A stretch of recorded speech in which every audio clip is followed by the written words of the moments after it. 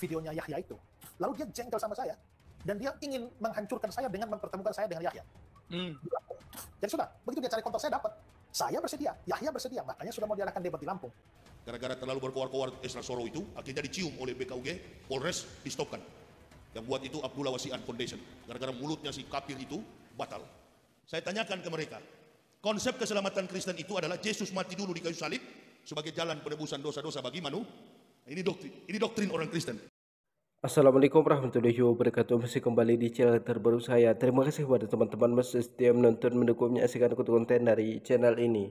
Tentunya kita sudah melihat bagaimana cuplikannya dari Pendeta Esra Soru dan Ustadz Yahya Waloni. Beberapa kali Ustadz Yahya Waloni dengan Pendeta Esra Soru ini merencanakan debat antara agama Islam dengan agama Kristen, di mana mereka ini mau membahas tentang Al-Quran dan Alkitab. Tapi debat antara Ustadz Yahya Waloni dengan Pendeta Esra Soru ini selalu gagal, dan beberapa kali sudah direncanakan, bahkan di mana ada waktu itu sudah disediakan tempatnya, jamnya, tanggalnya. Bahkan Ustadz Yahya Waloni sudah menunggu bersama istrinya berjam-jam, tapi Pendeta Esra Soru ini tidak berani hadir. Jadi alasan dari Pendeta Esra Soru ini sangat banyak sekali. Bahkan kemudian diatur lagi jadwalnya, Pendeta Esra Soru ini tetap berkuar-kuar, sehingga polisi setempat mencium kalau mereka ini mau berdebat. Karena kalau berdebat itu sebenarnya sudah nggak diizinkan ya, kecuali dengan orang-orang tertentu. Ini kan ilegal, makanya dibubarkan sama polisi. Jadi kepada teman-teman di sini jangan kemana-mana dulu, karena kita akan mendengarkan seperti apa sih penjelasan dari Pendeta Esra Soru ini tentang debat bersama Ustadz Yahya Waloni. Jangan kemana-mana dulu, silahkan tonton sampai selesai agar kita tidak gagal paham. Selamat menyaksikan videonya Yahya itu. Lalu dia jengkel sama saya, dan dia ingin menghancurkan saya dengan mempertemukan saya dengan Yahya. Jadi sudah, begitu dia cari kontak saya dapat. Saya bersedia, Yahya bersedia, makanya sudah mau diadakan debat di Lampung. Gara-gara terlalu berkoar-koar Esra Soro itu, akhirnya dicium oleh BKUG, Polres di-stopkan. Yang buat itu Abdullah Wasian Foundation. Gara-gara mulutnya si kafir itu batal. Ada beberapa puluh judul buku yang telah kami buat, dan kami bawa kemana-mana kami pergi dan berada.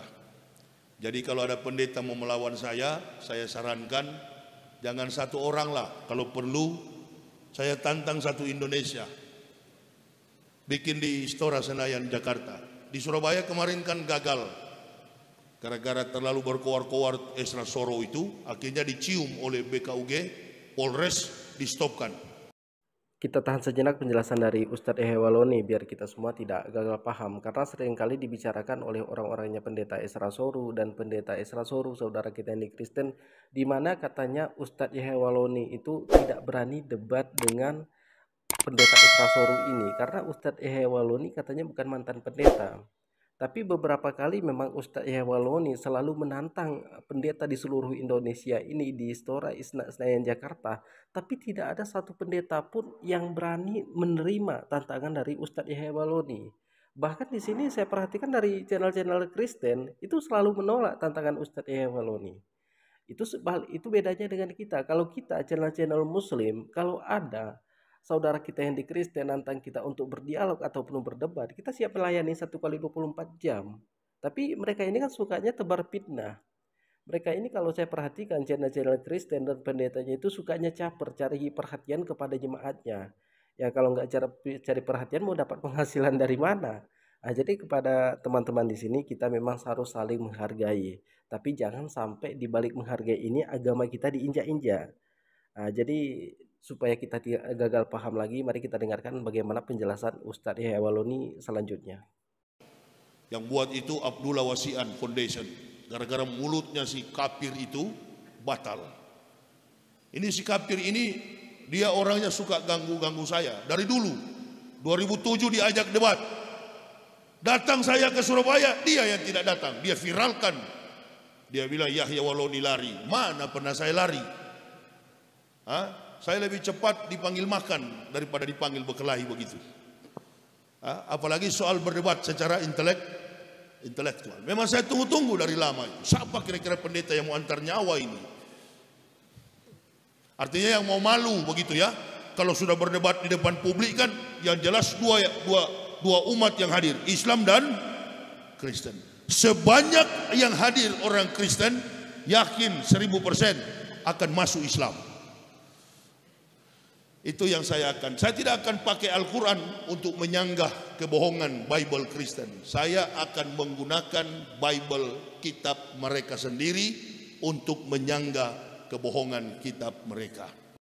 Nah, di sini udah semakin jelas di mana pada tahun 2007 sudah direncanakan, bahkan Ustadz Hewaloni sudah menunggu bersama istrinya, tapi pendeta Esra Soru ini tidak datang. Kemudian Ustadz Hewaloni ini dipiralkan seolah-olah Ustadz Hewaloni ini yang tidak datang, padahal saksinya di situ itu ada puluhan orang, mungkin mencapai 80 orang. Ada Islam, ada Kristen, mereka sama-sama menyaksikan yang tidak datang itu adalah pendeta Esra Soru. Saat itu pendeta Esra Soru dihubungi, pendeta Esra Soru ini banyak alasan. Jadi di sini kan Ustadz Hewaloni sudah membuka ruang tantangan, sudah membuka room tantangan. Kalau memang Ustadz Hewaloni ini bukan mantan pendeta, kenapa tidak ditantang aja? Kenapa hanya berani berkoar-koar menantang Ustadz Hewaloni itu hanya di media sosial saja?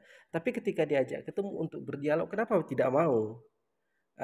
Supaya kita itu jangan tebar fitnah, karena kesukaan dari channel Kristen dan para pendetanya itu kebanyakan para pendeta ya, tidak semua para pendeta, tidak semua saudara kita yang di Kristen, mereka kesukaannya itu tebar fitnah, mereka sukanya itu caper. Channel Kristen seperti itu, para pendetanya juga seperti itu.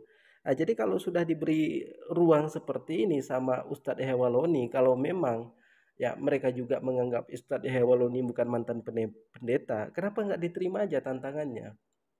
Jadi kepada teman-teman di sini, terima kasih sudah menonton. Jangan lupa di-share videonya agar banyak orang mengetahui hal ini. Assalamualaikum warahmatullahi wabarakatuh.